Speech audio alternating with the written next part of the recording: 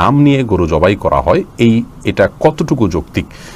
ভাই সাইদুর রহমান, কোরবানি যেই কয়েকজন ব্যক্তির তরফ থেকে করা হয় তাদের প্রত্যেকের নাম উল্লেখ করা এটি আবশ্যক নয়।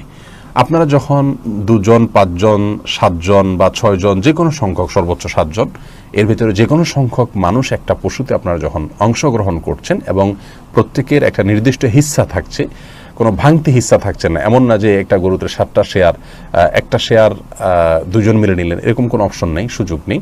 অতএব একটা শেয়ার মিনিমাম 1 জন নিলেন অথবা একাধিক শেয়ার নিলেন। তো যখন এই টাকাটা আপনারা দিচ্ছেন তখন আপনাদের নিয়ত সম্পর্কে আল্লাহ তাআলা ভালো জানেন, যে আপনারা কোরবানির উদ্দেশ্যে করেছেন।